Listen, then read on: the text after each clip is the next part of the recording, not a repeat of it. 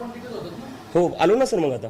Sir तुम्ही अण्णा मुवमेंटचं जे बोललं जाते आता त्या अण्णा मुवमेंट नंतर एक प्रश्न फक्त नाही यांचा रिप्लाय फक्त सर तेव्हा माझं स्वतःचं कोणाला कोणी आंदोलन कधी करावं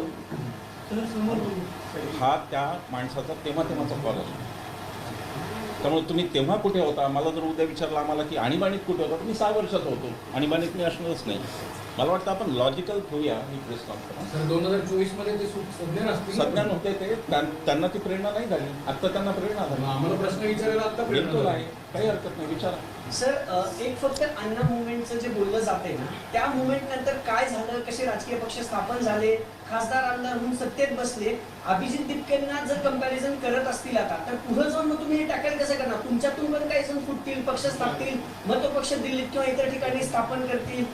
या मुवमेंटचं त्या मुवमेंटचं जर कंपॅरिझन होत असेल तर तुम्ही टॅकल कसं करणार असं काय? सर मी तेव्हा 16 वर्षाचा होतो, मी स्वतः शाळेत होतो, तर मी त्याच्यावर काही जास्त बोलू नाही शकत. But going forward we will try to learn and we will try to take feedbacks, inputs and suggestions from everybody so that we won't repeat the mistakes that others have repeated. Yes. So जैसा कि आज हम सबको पता है कि पुणे शाम 4 बजे cockroach जनता party का आंदोलन होने जा रहा है. उस आंदोलन को सपोर्ट करने के लिए पुणे के महाराष्ट्र के बड़े ही सोशल एक्टिविस्ट विश्वंबर सर और असीम सर हमारे सपोर्ट में आए हैं. उन दोनों का मैं बहुत बहुत धन्यवाद करना चाहता हूँ. और उनके साथ ही सोनम वांगचुक जी भी हमारे साथ जुड़ने वाले आज शाम को 4 बजे.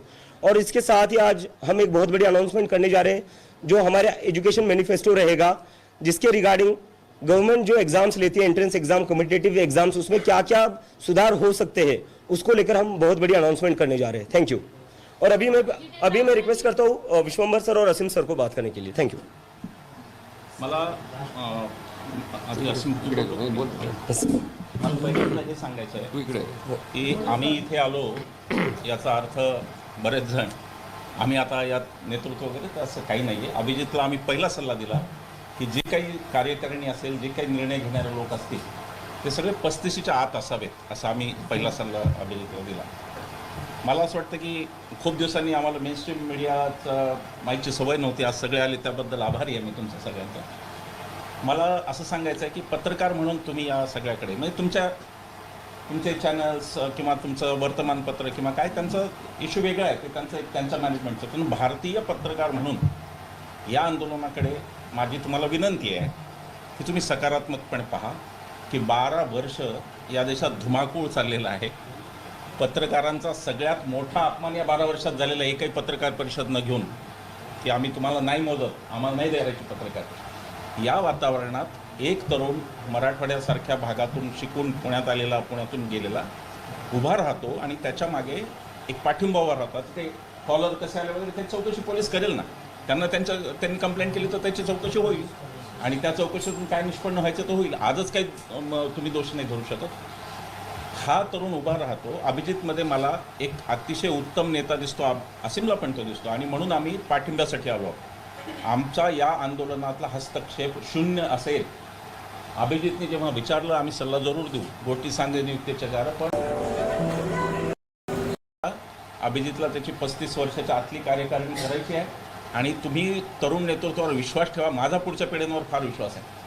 दुर्दैवाने काय होतं माहिती का, प्रत्येक पिढीला वाटत असतं आमची पिढी शेवटची सगळ्यात चांगली पिढी या पृथ्वीवरची. असं काही नसतं. इव्होल्युशनची, उत्क्रांतीची थेअरी सांगते की पिढ्या प्रगत होत जातात. तरी पुढच्या पिढीचं हे आंदोलन हे लक्षात घ्या. सकारात्मक बाजू याची अशी पहा की आपल्या आसपास ज्यांची जी आंदोलनं झाली नेपाळ वगैरे ती हिंसक झाली. सकारात्मक हे की अभिजित दिपके पहिल्या दिवसापासून गांधी आणि आंबेडकर, याचा अर्थ हे आंदोलन हिंसक नाही, हा सत्याग्रह अहिंसक आहे.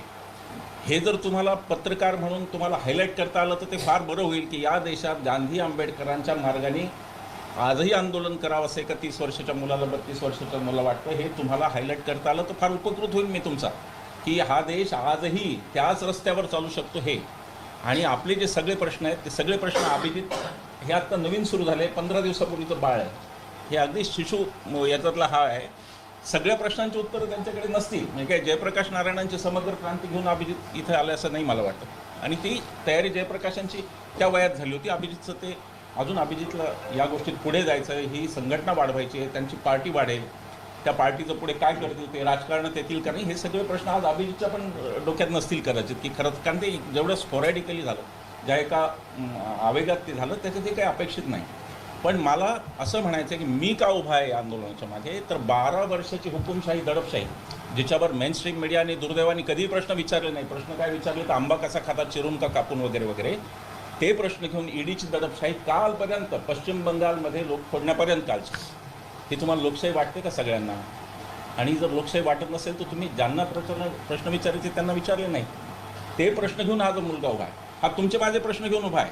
हा मुलगा तुमचे आणि माझे, हा जर हुकुमशाहीच्या विरोधात बोलतो तर भारतीय मीडियाच्या स्वातंत्र्याच्या बाजूने हा मुलगा बोलतो हे लक्षात घ्या. आणि म्हणून तुमचा पत्रकार म्हणून दृष्टिकोन अत्यंत सकारात्मक असावा अशी माझी अपेक्षा आहे. मी तुमच्या काही गोष्टी समजू शकतो, मी व्यावहारिक पातळीवर मीडियाचे मालक आणि त्यांचं हे मी सगळं समजू शकतो. पण भारतीय लोकशाही जर वाचवायची असेल तर आता जनआंदोलनांना पर्याय नाही.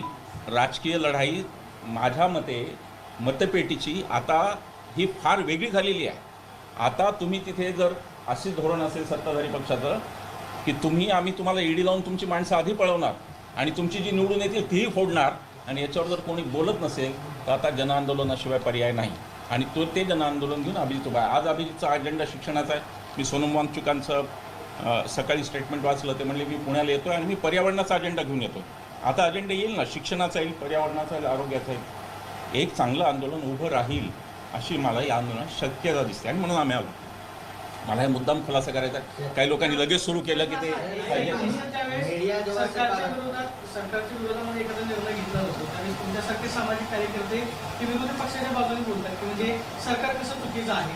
आता अभिजित तितके आंदोलन करतो मात्र एकाही विरोधी पक्षाचा मला पाठिंबा येत नाही. देशामध्ये राहुल गांधींसारखा उत्सवामध्ये विरोधी पक्ष नेता आहे, काँग्रेस देशातली सगळ्यात मोठी विरोधी पक्षाची संघटना आहे, तरी सुद्धा अभिजित तितकेला पाठिंबा दिला जातो. तुम्हाला असं वाटत नाही की तुमचं सुद्धा धोरण जे आहे ते लवचिक आहे, तसं वेळ बदलेल तसं बदलत नाही?